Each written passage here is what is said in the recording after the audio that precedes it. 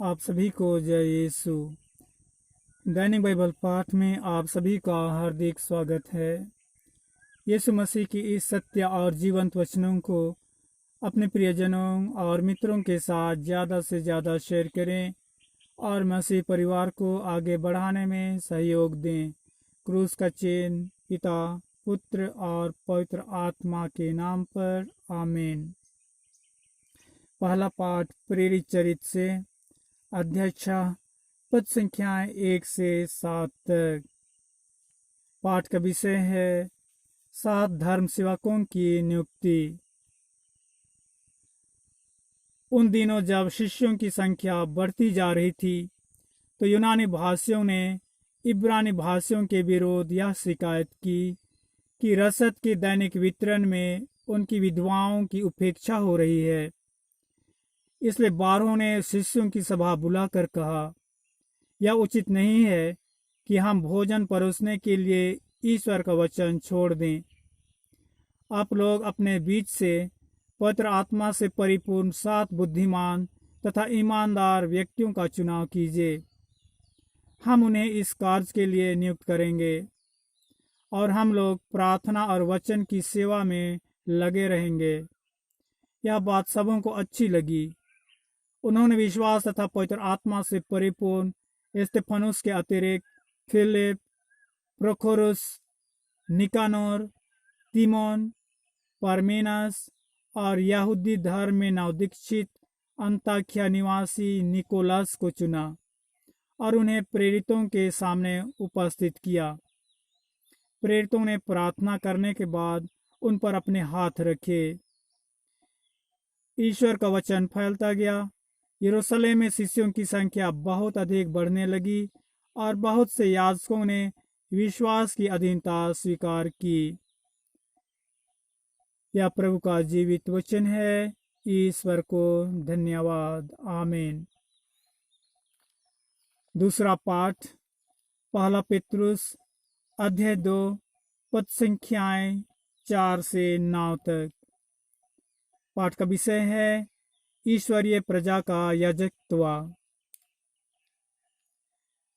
प्रभु वह जीवन पत्थर है जिसे मनुष्यों ने तो बेकार समझकर निकाल दिया, किंतु जो ईश्वर द्वारा चुना हुआ और उसकी दृष्टि में मूल्यवान है, उनके पास आए और जीवन पत्थरों का आध्यात्मिक भवन बने।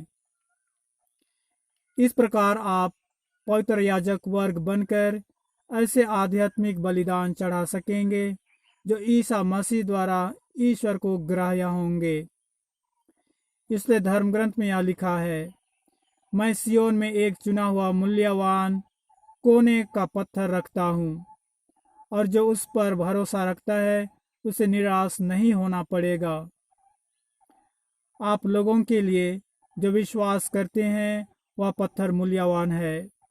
जो विश्वास नहीं करते उनके लिए धर्म ग्रंथ यह कहता है, कारीगरों ने जिस पत्थर को बेकार समझकर निकाल दिया था वही कोने का पत्थर बन गया है।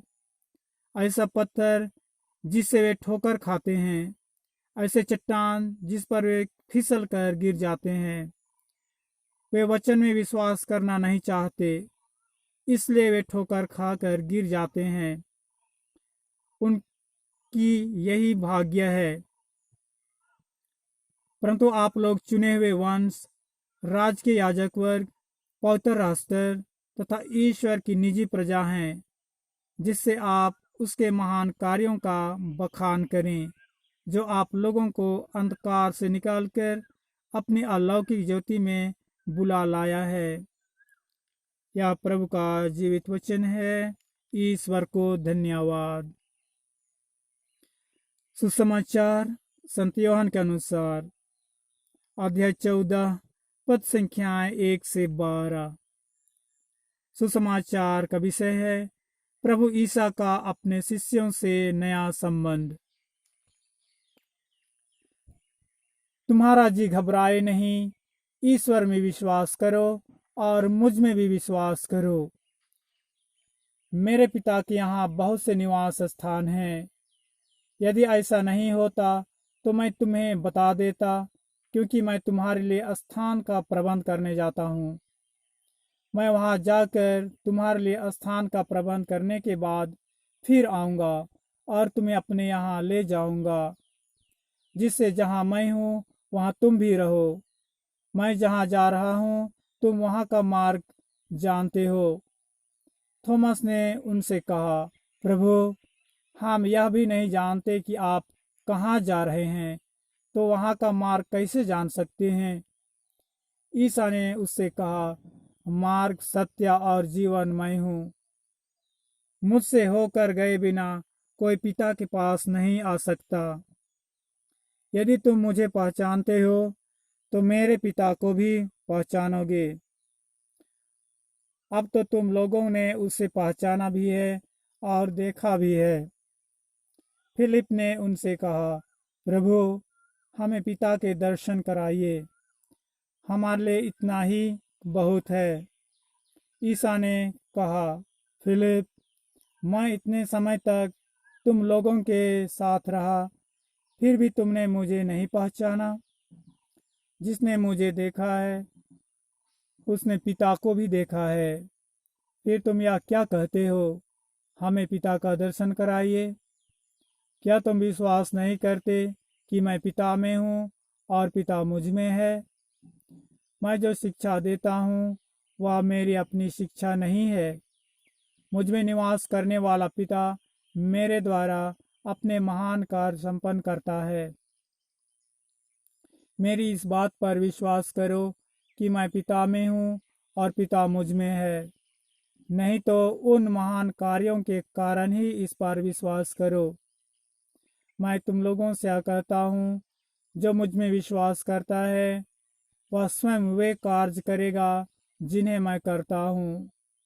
वह उनसे भी महान कार्य करेगा, क्योंकि मैं पिता के पास जा रहा हूँ। यह प्रभु का पवित्र सुसमाचार है। ख्रीस्त की जय। आप सभी को ईश्वर की आशीष और आपका दिन मंगलमय हो। आमीन।